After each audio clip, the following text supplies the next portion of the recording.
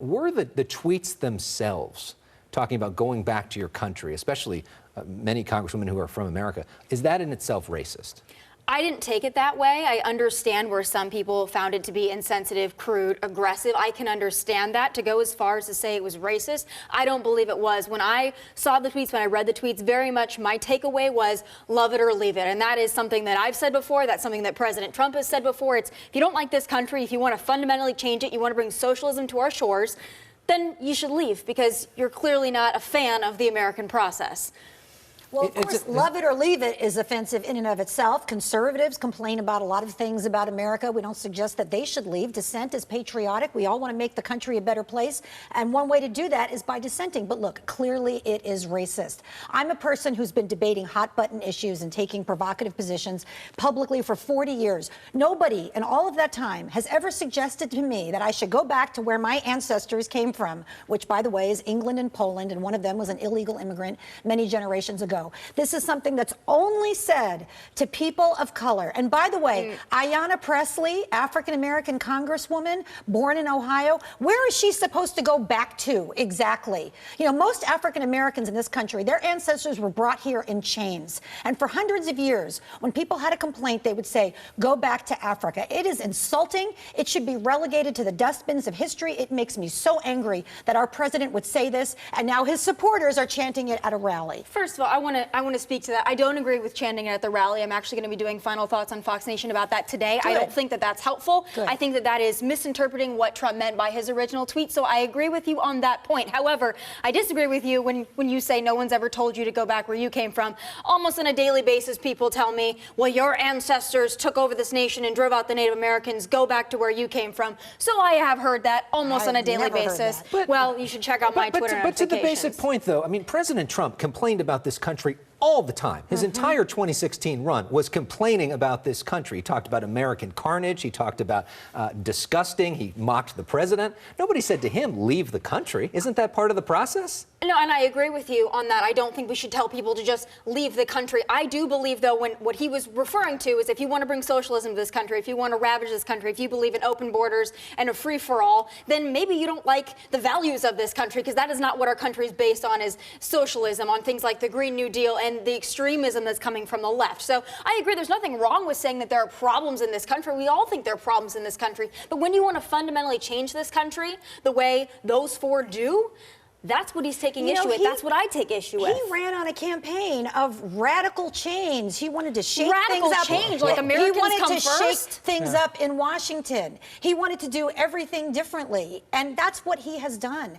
And to say that these people want open borders is ridiculous. None of them favor open borders. To say that health care for everybody is socialism, I mean, is public education for everybody socialism? People used to say that. Is providing fire coverage by firefighters to everybody? Is that socialism? I mean, there's certain basic things that we're fighting for. It's not socialism. And anyway, they shouldn't have to go back if they're advocating, you know, public policies.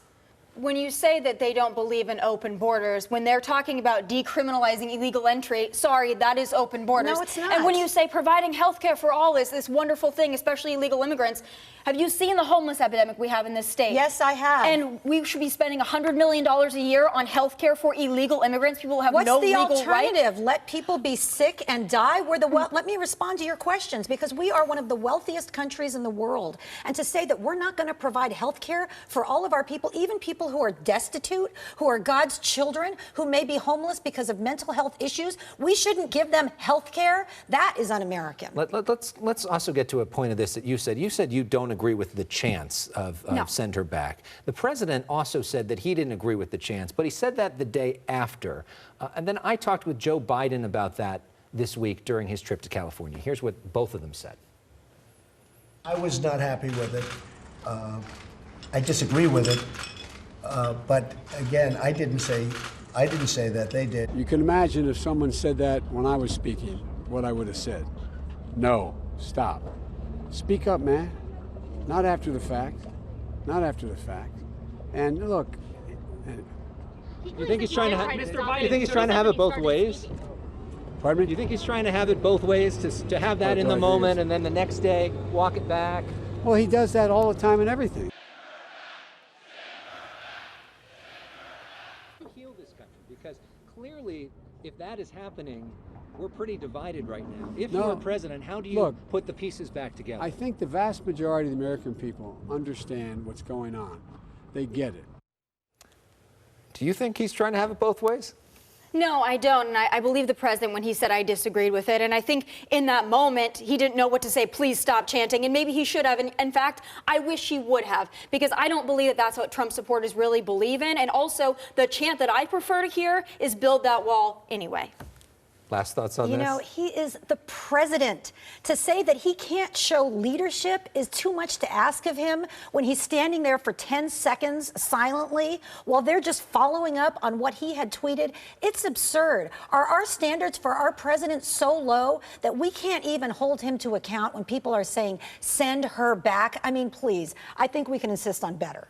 Okay, well, after all that, let's change up the mood a little bit, right? No worries. Hakuna Matata. We all like music. So there is a new Disney movie is out this week as Lion King. This is Donald Glover in the role of Simba. And so coming up next, we're going to be talking more with this panel, including the latest in what's happening here in California politics. Very interesting. Big changes this week. We'll come back. I hope. Is this bringing us together? We may not all like the same kind of music. We might, though. I don't know. Yeah. You excited about Lion King?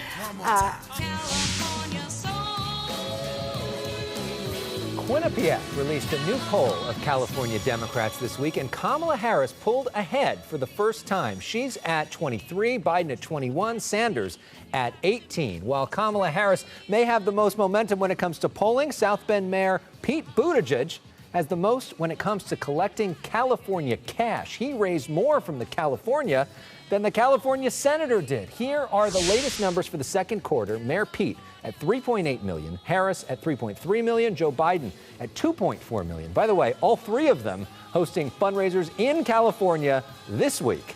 They'll all be back on a stage for the next Democratic debate. It's in Detroit on CNN. It's going to be 2 nights, and now we know who will be on stage with whom. On night 1, Bernie Sanders and Elizabeth Warren will share a stage. That's on Tuesday, July 30th. Mayor Pete is also going to be on that night. Joe Biden and Kamala Harris, they'll be back together for a rematch on stage on Wednesday, July 31st. Back with our panel now, Lisa Bloom, Tomi Lahren.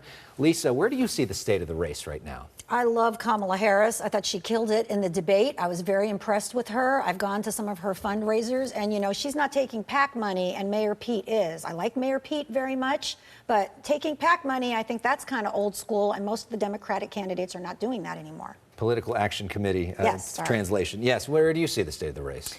I'm excited for the next debate. I think that the reason that Kamala did so well after the first debates is because people didn't actually watch the debate. They watched clips of the debate, and they watched clips of the debate wherein Kamala went after Joe Biden, and, you know, she hit some punches there, and they were good. And so people were watching clips of that, so they were very excited about Kamala, but they were watching a 30-second soundbite. They didn't watch the entirety of the debate. Although it did have record ratings, 18 million people tuned in for the debate, the highest rated Democratic debate ever. So at least some people tuning in, but a lot more people saw the clips. And as you were mentioning, in this viral world, that probably does change the way you go after somebody. Confrontation really rewarded right now. And so we'll see. I think what Democrats want to see is who has what it takes to beat Trump. And it really didn't matter what she said. What she showed was that she's tough. She's a fierce debater. She doesn't back down. She'll stand up to anybody. She'll stand up to her own party. And I think showing that she would stand up to Trump.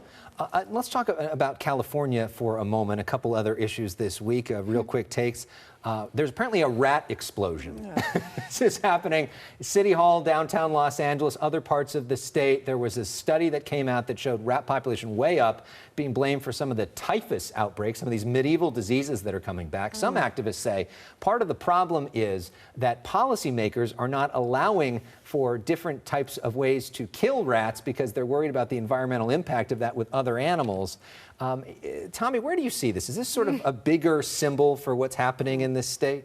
An infestation in California, absolutely. I don't know, again, I don't know the exact causes of this rat infestation, but I would probably say that the homeless encampment issue and the feces on the streets, that probably doesn't help much when you're trying to deter rats. So when you have your streets and your highways and your interstates being filled with those wonderful encampments, that certainly doesn't help the problem. I mean, where do you see this? Because they do say that the homelessness is to blame for this, and some are saying maybe this is another example of liberal policies not working. Well, shame on us for having over 50,000 homeless people in Los Angeles. That is to our shame. It is horrendous. It is horrendous mostly for the people who are homeless, but also for the businesses and for everybody else. We passed a bond measure of over $1 billion to build the housing. The problem is nobody wants it in their backyard, right? The NIMBYs. And so it has to be, I suppose, forced into different areas, different parts of the city. We also have to have denser population allowed in different parts of the city so that we can build apartments. People don't want that, but we've got to address this issue. And lastly, another issue came out of Berkely this week, and this is a question of potentially too much political correctness. They've said that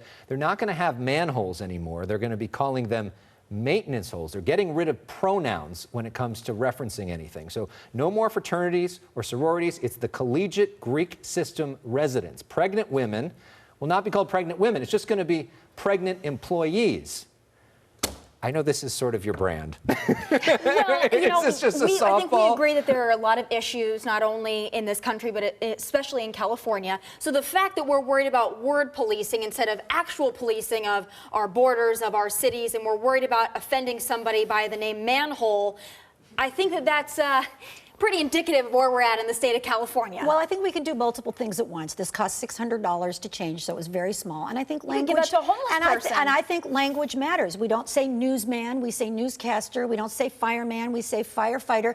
You know, one of the arguments against Sandra Day O'Connor going on the Supreme Court in 1981 was, well, we can't have a woman because it's Mr. Justice. So we've changed language over the years to be more inclusive, and I don't see anything wrong with it. We should continue to do that. The only one that sort of surprised me is the pregnant woman, because I don't know how you be a pregnant man. Because you could be transgender and Yeah. you can still get pregnant. then And you'd be a people get to pregnant- be identified by the gender that they But then you'd be a pregnant associate with. woman, right?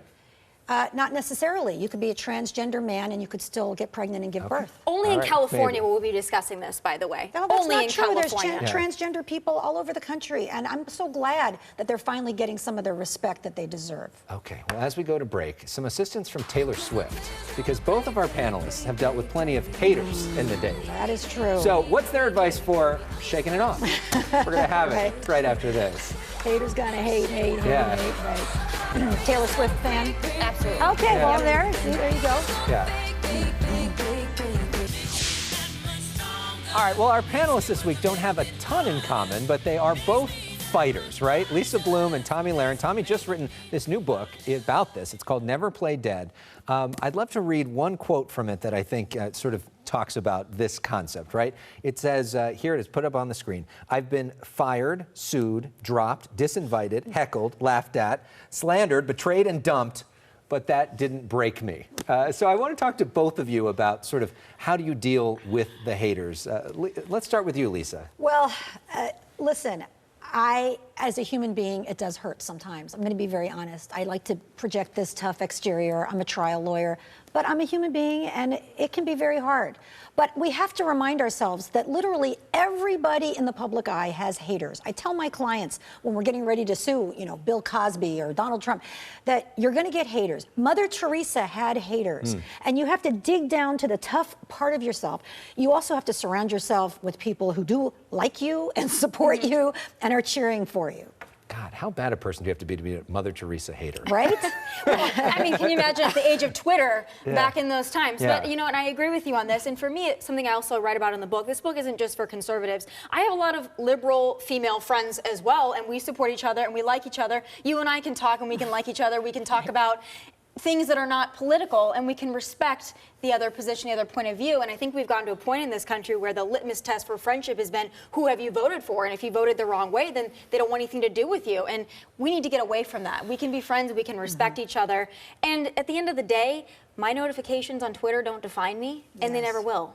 Right. Well, Tomi has some great stories in this book. It's not really a politics book. It's more about what we're talking about, overcoming adversity. We're going to talk about that in a special podcast, which you can stream right now with Tomi. Just search for The Issue Is. In fact, all of our past content available in podcast form wherever you search, including conversation with Ann Coulter, Kim Kardashian, Mayor Pete, Gavin Newsom, Ben Lyons, Areva Martin, and Lisa Bloom. And by the way, before we go, congratulations to you, Tomi, on getting engaged. Thank you. Yeah, so we've got a picture so. of that we want to show of you and Brandon, and a very nice ring there. Thank you. He's like the envy of every conservative guy out there. Well, I appreciate that. And Lisa, as we go, I have a present for you. Not a ring, because I don't have that kind of money. That's okay. I already have one. But I do have some music. This is Lizzo, who I know is one of your favorites, I love right? her. Yes. This is Good as Hell. And because it is the weekend, right? What's not to celebrate? Yeah, Tommy exactly. can celebrate her ring and book money coming in. We can celebrate. Any woman who needs a self-esteem boost should listen to Lizzo. Yes, we love Lizzo. So thank you all for being here. Thank you for watching. See you next time on The Issue Is. She's so great. She's so great. You said she was in studio. Did you say you interviewed her? No. No? Oh. I thought. Maybe, eventually. Somebody told me they interviewed her.